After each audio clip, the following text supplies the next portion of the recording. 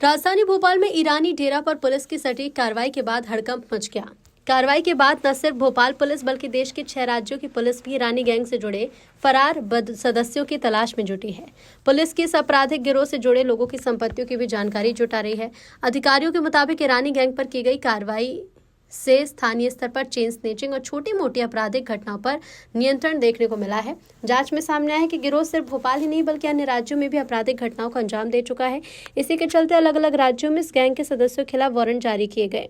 Police लगातार इस आपराधिक गिरोह को लेकर पड़ताल कर रही है और हर पहलू से जानकारी जुटा रही है। फरार आरोपियों तक पहुंचने के लिए टीमें बनाई गई हैं जो तकनीकी और जमीनी स्तर पर काम कर रही हैं। पुलिस का कहना है कि जैसे जैसे नई जानकारी सामने आएगी उस आधार पर जीरो टॉलरेंस की नीति के तहत कार्रवाई होगी।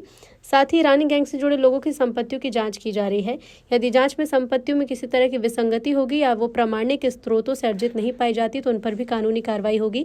पुलिस अधिकारियों का स्पष्ट कहना है कि संगठित अपराध के खिलाफ अभियान जारी रहेगा और किसी भी अपराधी को बख्शा नहीं जाएगा।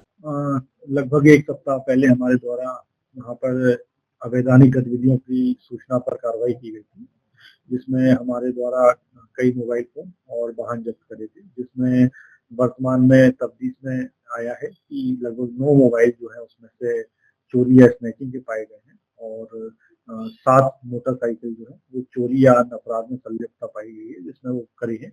शेष की तफ्तीश जारी है। इसमें से मुख्यतः एक जो वाहन है वो तेलंगाना से चोरी है, बाकी के वाहन भोपाल लोकल से हैं और एक वाहन जो है बड़वानी से जो है धोखाधड़ी के अपराध में संलिप्त पाया गया है। शेष वाहनों की तफ्तीश जारी है और संभावना है कि और भी इसमें अपराध की जानकारी मिलेगी। तो अभी तक इसमें कितने लोगों को गिरफ्तार किया होगा, कितने की बात है? अभी तक इसमें हमने जो प्रथम दस्तिया करे थे 32 लोगों की गिरफ्तारी करी थी। इसमें से अभी 2 हमारे आरोपी हैं जो फरार हैं, जिनकी संलिप्तता अपराध में आ रही है, जिसकी मुख्य रूप से मोबाइल फोन के सौदागर के रूप में चोरी के मोबाइल फोन के लेने या उसको खरीदने के संबंध में उनके घर से जब्ती हुई थी। इसमें तो राजू ईरानी का भी नाम इसमें आ रहा है। हाँ, नहीं, हमारे जो थाना में अपराध है उसमें कई आरोपी हैं जो शेष रह गए हैं, जो वांटेड हैं, जिसमें से राजू ईरानी, काला ईरानी और भी अब्बासी, ऐसे करके कई नाम हैं। तो पुलिस इनकी सूचना संकलित कर रही है। जैसे ही हमें कोई सूचना मिलेगी उनकी भी शीघ्र गिरफ्तारी करेंगे। तो जानकारी के मुताबिक उनकी गिरफ्तारी दूसरे राज्य की किस बताई?